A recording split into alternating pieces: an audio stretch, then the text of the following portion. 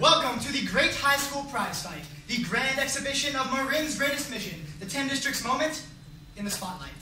In this corner, weighing in at 1,475 proud, the undisputed heavyweight champion of the state, Public High School. And in this corner, with a record of 400 broken spirits, $37,000, and 3 transfers, the unanimous gambler's favorite, the one of many, private school.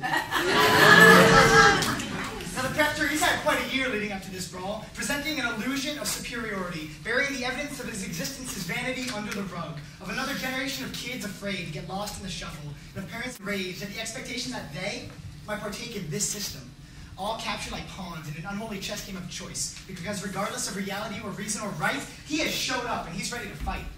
But I digress. Because worse than recruiting is private school's success. That, and I shit you not, our beloved neighbors in Ross, the Bulls, they send 1 in 9 pupils to Stanford, quadrupling the rate which we can muster.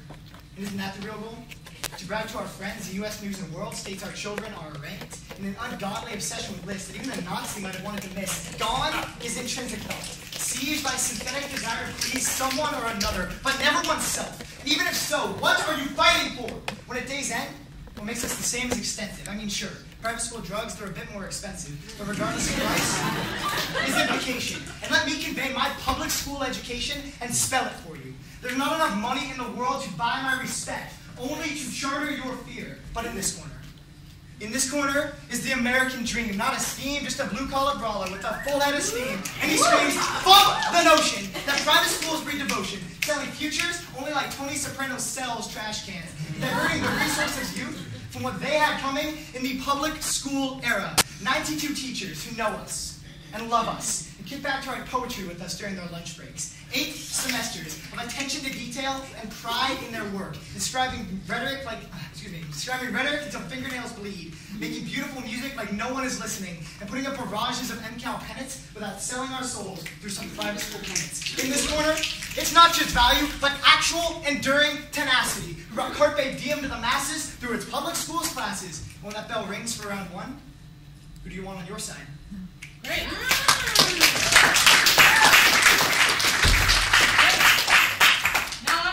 Blood. Score 1 for public school. That's great for him, but what about me? What happened to my county? 'Tis of these sweet schools of liberty. Look, I'm not protesting, but I've been sitting on Blue Ribbon School Street for the past 12 years, and nobody seems to be hearing me as I scream, "We are the 80%!" We are the 80%. We, the people of the Tamalpais Union High School District. In order to form a more perfect union, what, barely passed our history tests and skitter by our science exams? Establish justice. Establish justice? Is it just us who don't get to participate in his fights?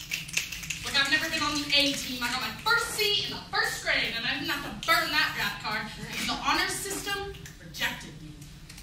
To ensure domestic tranquility, you must maintain Ivy League eligibility. But then I had a revolutionary thought. What if I can't? I'm intelligent, I have intellect, I'm sitting here pondering existentialism and watching my undone homework assignments collect.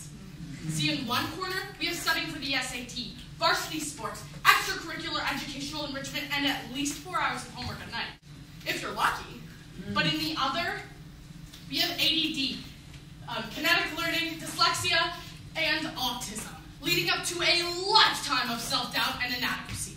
So you may see battle wounds, but they're not mine. I was never eligible to put my fist in his ring. See, even though I got a mind that can make a rhyme sting like a bee, I'm still sitting on a 2.3. And I think that's pretty high. Where's the common defense? Too busy sitting back staring googly at their red-coated 20% as they sail off to the Ivy Leagues. Too busy gun-toting to supervise and assist the ranks of unranking students who can't subscribe to a one-track learning style, 16% of whom have to prescribe just to get by. Oh, say, can you see me? Because if you could, we would be fighting for the general welfare and establishing the blessings of enlightenment to ourselves and our posterity. That free thought, education, and the pursuit of knowledge are true inalienable rights. To ordain this Constitution. See, it's not about that.